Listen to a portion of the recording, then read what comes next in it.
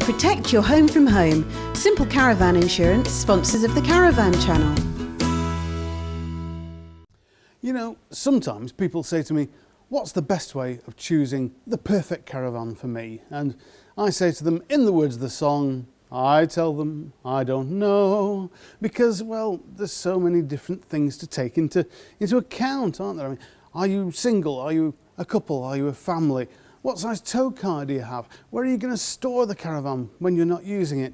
And perhaps most importantly, how much money have you got to spend, and what kind of caravanning do you want to do? You see, there are all kinds of different caravanners. There are the weekenders who just hit the campsite and then run. There are the long-termers who go out for months at a time.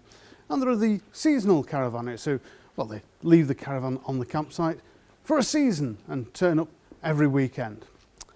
Now, that's just a few of the different varieties that there are. But there's one kind of thing in a caravan which does seem to dictate decisions and has influenced a lot of styles in recent years. You can't really see it from the outside of a caravan, so you have a look around this Lunar Delta and we'll see if we can spot it. But here's a clue before we go inside. What do you think this stands for? TI. Have a think. Come here. I recently did a review of a caravan made by Sterling, and that had the letters SR in its name, and I didn't know what SR stood for. I couldn't figure it out. It turned out it stood for sunroof. That sounds a bit naff to me. So when it came to TI, I didn't know what that stood for either. I did the obvious thing. I asked. Come on, I'll show you what it does stand for.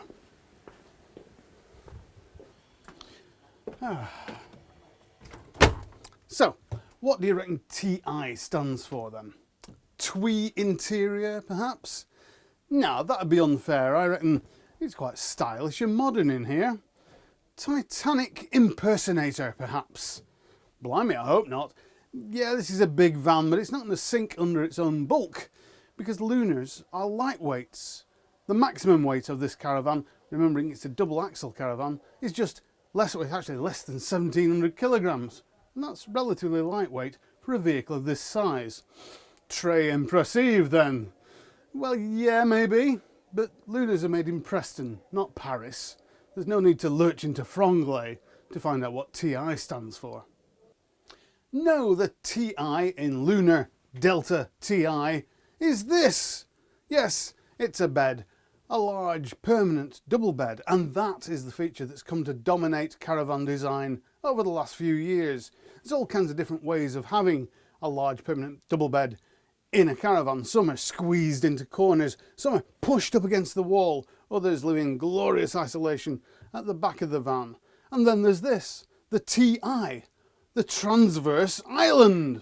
The what? The transverse island. Transverse because it's across the van, transverse, and island because, well, it's an island of sorts, so you can walk around three sides of it, just. Well, the problem is, of course, that this bed is so large that it dominates the whole van, and to get past it, well, you've got two choices really. One, you can do the caravan shuffle. Cue the music. Or you can leave it in its raised position, like this. And that gives you loads more room to get from the front of the van to the washroom at the rear where you are now. Because it doesn't look very good and it upsets anybody who's still lying in bed. And it does reveal all this lovely storage underneath. That's really handy. And speaking of storage, the Delta TI has it in abundance, with any number of lockers, cupboards, drawers, and, oddly, drawers in cupboards. What would you put in here, I wonder? And how's this for cocktails for two? Around the bed itself there are wardrobes, but getting to some of them isn't easy and involves doing the shuffle again. So, aside from the bed and the storage, what else can I show you? Well, how about the kitchen? This is quite a roomy area. You get a microwave here, a really big fridge with a separate freezer compartment. That's unusual. A nice oven, grill, and dual fuel hob. So you've got gas burners and an electric hot plate. Very useful. And then there's the washroom. Yes, the washroom, like the bed, it's transverse. It goes right across the rear of the van. But while it's wide, it's not actually that deep, although the shower cubicle is generously proportioned.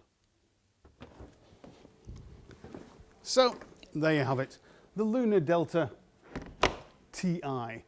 And surprisingly, for a van of this length, it's not perhaps that roomy inside, because that TI bed takes up so much space. So again, surprisingly, it's better suited to couples than to families. But the best news is that if you've ever dreamed of sleeping on your very own island, you'd no longer have to be Richard Branson to do it.